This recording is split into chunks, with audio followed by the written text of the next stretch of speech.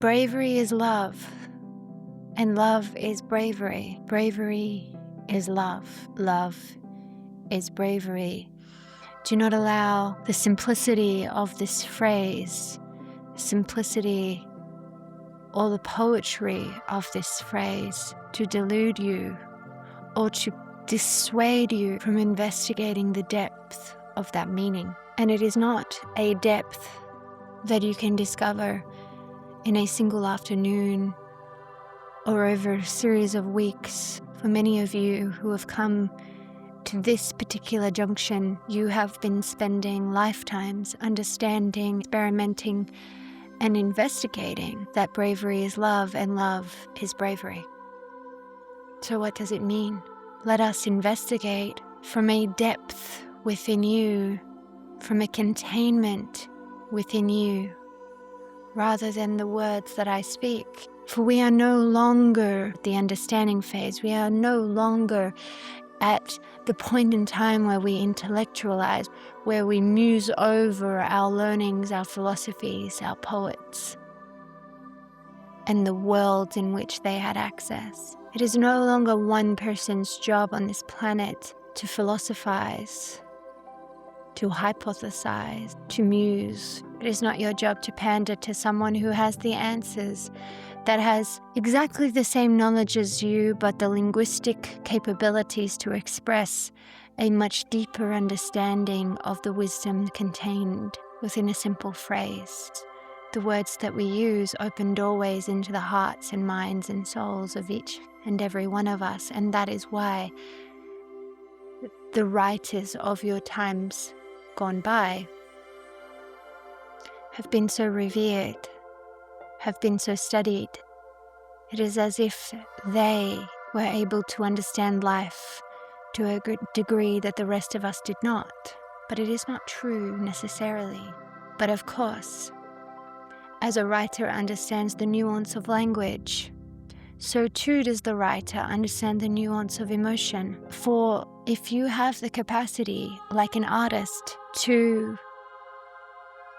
really contemplate the shade of blue that the sky is represented on this particular day, and the emotional impact and the emotional connection that this has on another or for another or to another, so too do you have an understanding of the implications that emotional nuance have on opening up the heart, on opening up the portals into deeper senses, beyond the five senses. Senses that, for the majority on this planet right now, and those whom have already walked, did not and do not have access to.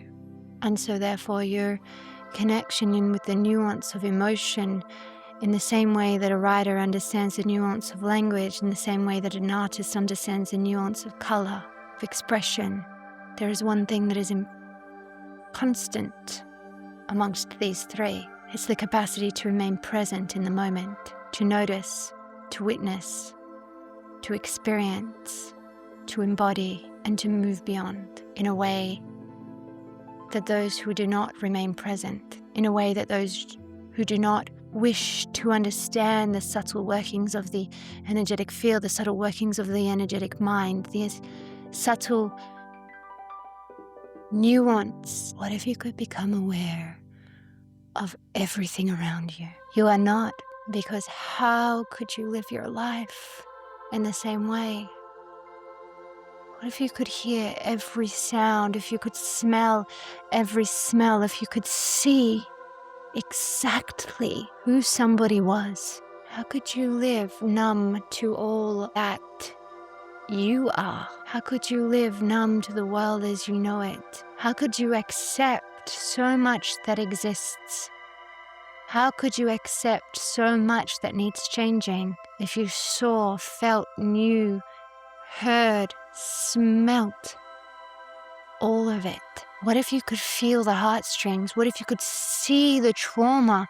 What if you could see the timelines that somebody else has walked and lived and known? These gifts and more are available to you all, but it takes incredible bravery. It takes incredible capacity to love at that level, because to see somebody's trauma in your world at this moment is to pity them, is to judge them, is to dismiss them.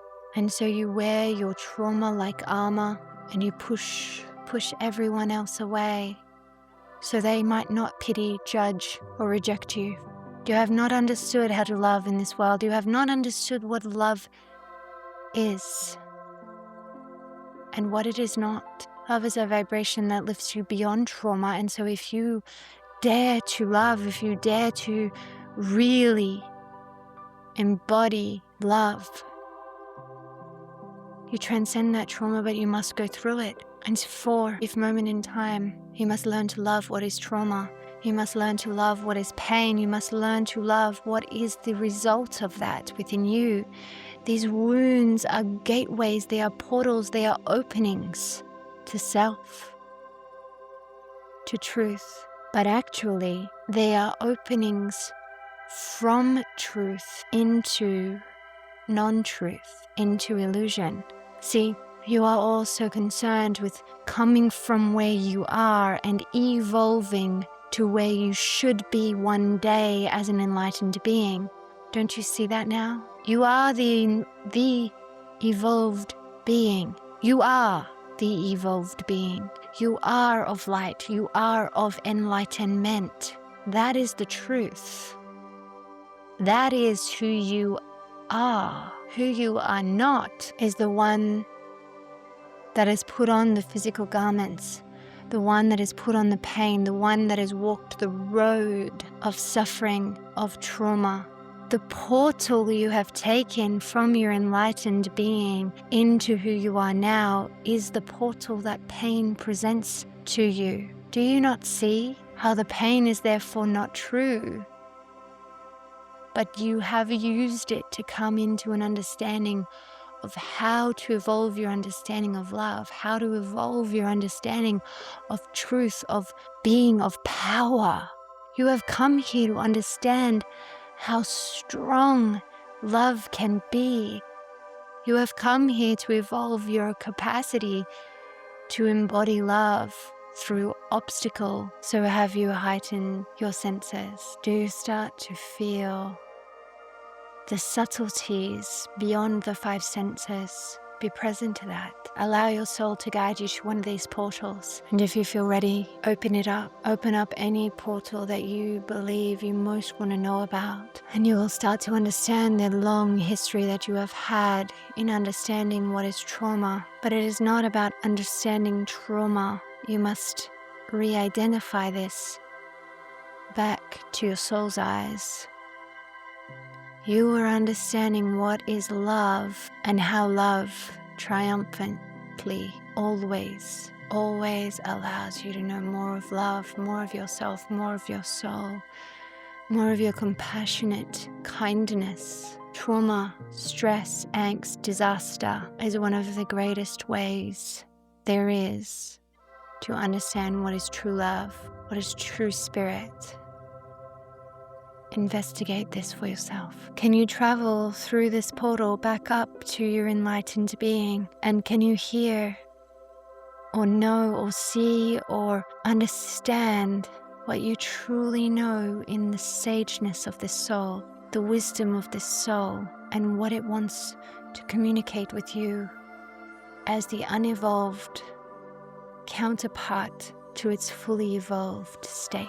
Why are you still in this unevolved place? And do you need to remain here any longer? Perhaps the answer is yes, and perhaps the answer is no. Whatever you get will be right for you. Perhaps your assignment was over and you were due to move on to another, but you've remained where you are.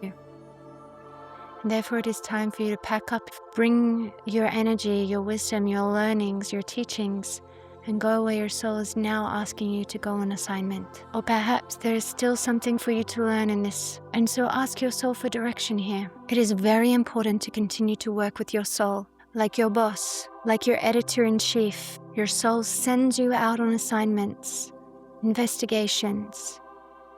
You are to report back with your findings, with the conclusion. You're a scientist, a reporter, a detective, constantly searching for the information that your soul is asking you to find and integrate. And perhaps the integration piece for you is underdeveloped, and therefore let us ask your soul now to help you integrate all that you truly have learned and are learning from this assignment. And so stand back, be like a sponge, and allow your soul to help you integrate all that you are now here and available to integrate. Any place that you feel resistant to going, open that up. Allow yourself to go down there. Shifting your body in any way that you may need to be open, to be available for integration. Using your breath to open yourself up, to integrate, to align, to transcend. You feel safe, you feel brave, you feel courageous. You are very powerful because you have come here, because you have faced this. There are very few people on the planet who do this. You are so far from insignificant. For you coming into your deepest, darkest place within you, the part where the light hasn't traditionally come, and shine your light. See how lighting this darkest place within you breaks away yourself from these demons. It breaks you away from that fear, that doubt, that smallness. Allow yourself to become your light. For that is truly who you are. And once you do that, you align yourself to your light. You realize you are only of love. You are only of peace. You are only of love, of love, of love. You are only of love. You are only of love, of love, of love, of love, of love. You are only of love. Bring yourself back into that darkest part of you. Start to realize, start to connect in with how this has changed now. What you now see, what you now experience, what you now know, what has changed, what has been reopened here, what memory banks are now available. Are you still scared, or are you more powerful, more brave than you have ever been? Have you shifted this darkness within you? Has it taken on different meaning? Sit with this subtle energy and understand who you now are. Meet yourself here. Bring this through your entire self, all the levels of you.